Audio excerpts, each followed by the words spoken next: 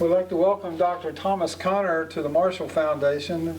Dr. Connor is from Hillsdale College, and he is the author of the history of the American Battlefield Monuments Commission.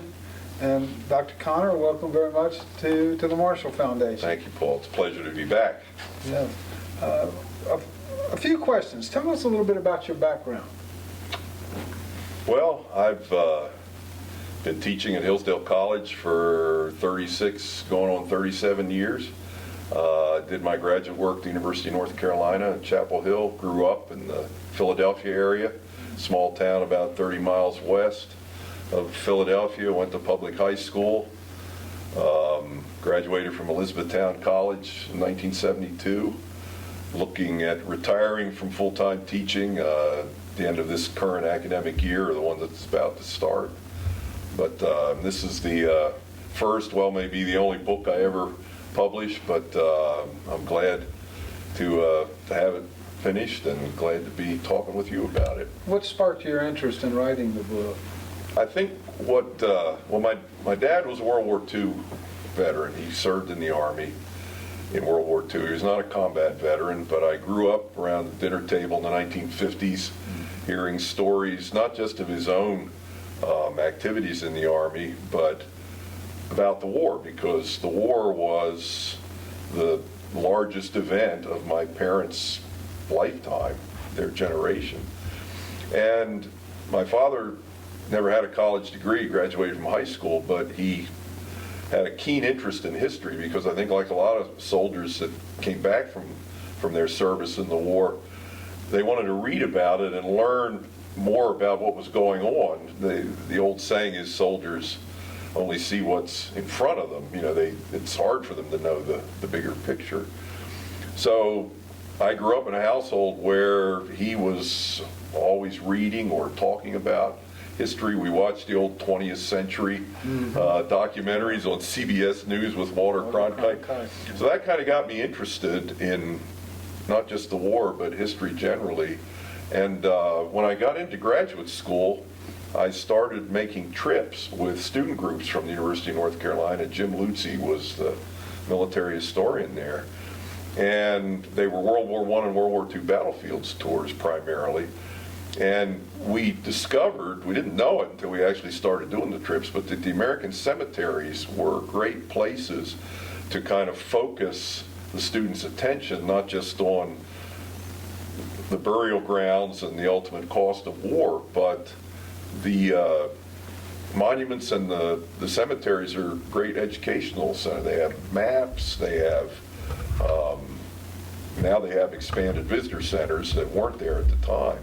But as we traveled to these places, and since we were usually a large group of American students thousands of miles from home, the staff in the cemeteries took an interest in us, and I discovered that the personnel, the American personnel that manned these places were keenly interested in conveying what they knew and, you know, helping encourage us to stay interested in these places. And so 40 years later, this book has come out. I've gotten to know a lot of the personnel over the years, and they're outstanding public servants, and I like to consider them all ambassadors of a sort for our country, and they have a hallowed mission. And it's also the fact that very few Americans even know about the existence of the American Battle Monuments Commission or the overseas sites. They may know that we have a cemetery in Normandy because presidents go there with some frequency and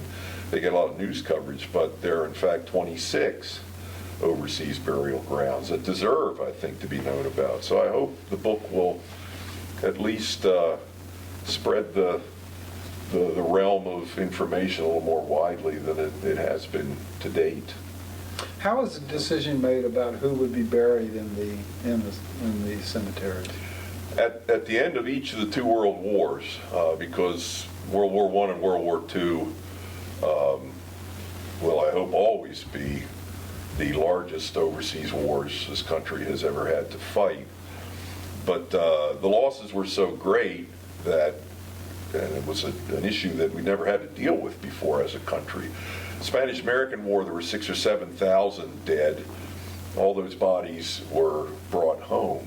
But at the end of World War I, we have 60, 70, 80,000. So the decision was made that the families could choose whether they wanted their dead loved one to be repatriated for burial in the United States, either in a private cemetery or in a national cemetery, or have the bodies left abroad with the understanding that they would rest permanently in a national cemetery maintained by the government.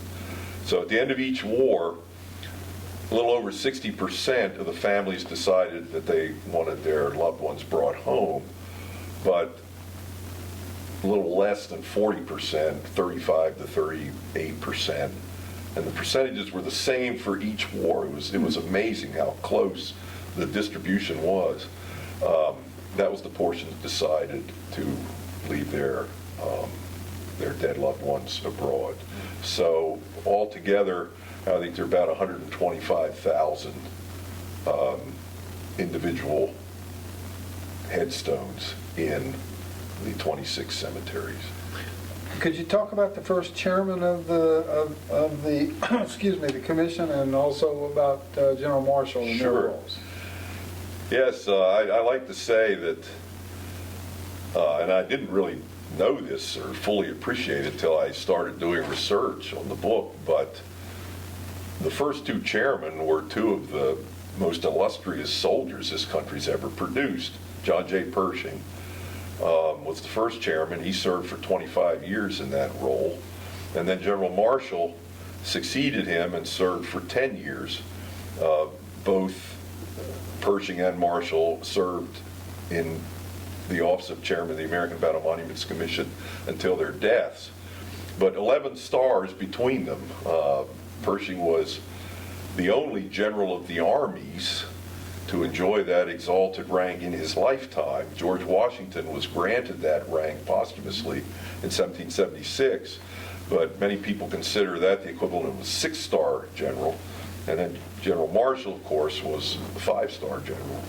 And Pershing and Marshall worked very closely together in the First World War. Pershing was very much a mentor to General Marshall. So it was altogether fitting that President Harding in Pershing's case and President Truman in Marshall's case put them each on the commission. But General Pershing, unlike Marshall, during his service to the ABMC, was not occupied with other jobs. General Pershing retired as Army Chief of Staff in 1924, and the ABMC had been established by Congress in 1923, and Pershing was immediately elected chairman of the commission when his active service, he actually did retire.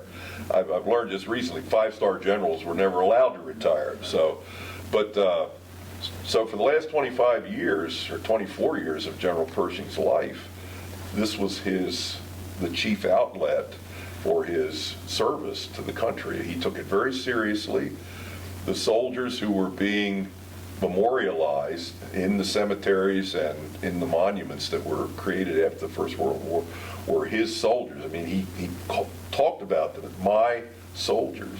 So he involved himself very deeply, very intimately in the details of the design of the cemeteries, the design of the monuments, the presentation of the commemorative message, down to the point where he did annual inspections of the sites as they were being built and even after they were built.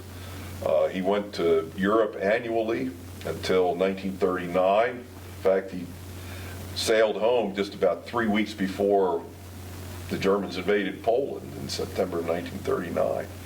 So he was a very hands-on chairman, presided over the overwhelming majority. I think there were 45 meetings of the 7-member commission during Pershing's tenure. He presided over 34 of them. He was present for that many meetings. Whereas General Marshall was Secretary of State for 2 years, President of the American Red Cross, Secretary of Defense for another year.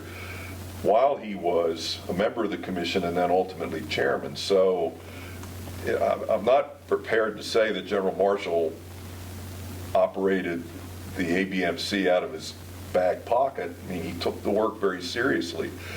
But the patterns of activity and the patterns of the sites, the basic design of the sites, how the memorials were going to be created and maintained, that had all been pretty much established by General Pershing. And General Marshall did not really have to innovate too much during his years, but just the fact that such a magisterial figure as George C. Marshall was the face of the American Battle Monuments Commission was a very important thing and a very important period in its history. He presided over the period when the World War II memorials and cemeteries were created, and he took all that very seriously. In your book, you talk about General Pershing and his belief that there would be a bonding between the residents close to the cemetery. Could you address that a little? Yeah, it's one of the most touching facts about the ongoing history, the ongoing life of the sites. I was just in Europe earlier this summer, and in fact attended the Memorial Day ceremony at Normandy the last weekend in May. And there are Memorial Day ceremonies held at all of the cemeteries, our cemeteries abroad. And in some cases, thousands of locals come out, Frenchmen, Belgians, Dutch, whatever the nationality might be. They come out to pay their respects, pay their homage, and show their ongoing reverence, and I think it's still active gratitude on the part of many of them. General Pershing felt very deeply a bond with France. They were our wartime partners, and he certainly had his differences with Marshal Foch and the way the French High Command wanted American troops to be used in the war. Pershing wanted their identity as American soldiers and the identity of the American Army to be preserved. But once the war stopped and was concluded victoriously, then Pershing made it his business. He was very committed to fostering the ongoing friendship and fostering memory of the partnership, how deep it was, because it was a partnership based on shared values.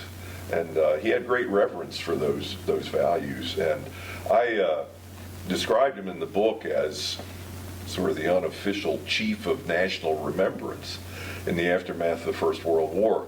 But a large part of that mission, as it were, was to foster ongoing friendship with the French. So, following on with that, what does this say about America's values and our American character that we remember the soldiers and have these special places for them? Well, I hope one of the things it says is that we continue to nurture our deep-seated love of liberty and our deep-seated determination to defend liberty, such that the very least we can do with regard to those who've already answered the call and paid the ultimate sacrifice, even considering the soldiers who rest in our cemeteries, the very least we can do is remember them. And in promoting remembrance of the courage and the dutifulness and the willingness to sacrifice, which presumably had something to do with their own love of liberty and commitment to defend it, as earlier generations had done. In fostering remembrance of all that, I hope it says about us that we mean to maintain our vigilance, and such that whatever the current generation is, when called upon, if required, to do the same kinds of acts of service that the earlier generations of soldiers have done with it, will do it. So. Now, What would you hope that the reader would take away from after reading your book? What lessons would you hope that they could learn? Well, I hope that one of the things might be a kind of renewed sense of honor due to the soldiers who have fought in not just World War I and World War II, but in all of our overseas war, because the American Battle Monuments Commission is committed to honoring the service of all Americans who have worn the uniform. All our wars since the 1860s have basically been overseas wars, but the ABMC is committed to honoring the living and the dead. And I hope people will read the book and sense more keenly, perhaps, the importance of every American. Of course, in order to remember, one has to know. And I hope that people will expand their own knowledge and understanding, perhaps, of the two world wars and their aftermath, because it was in the aftermath of both wars that the overseas memorials were created. But I think also, Paul, a lot of Americans probably, I'm guessing anyway, don't even know that we have an agency of our government committed to this mission. And I hope just creating more awareness that this commission, this agency exists, and the work they do will, be an important takeaway.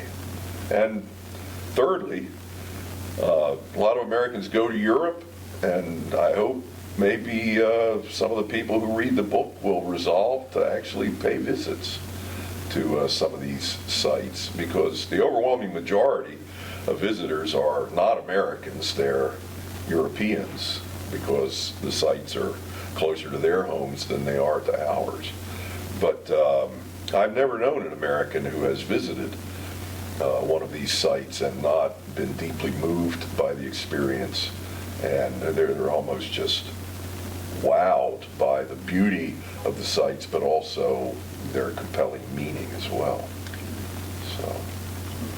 Well, Tom, thank you very much. We look forward to your presentation tonight. Likewise. Thank you, Paul. Thank you.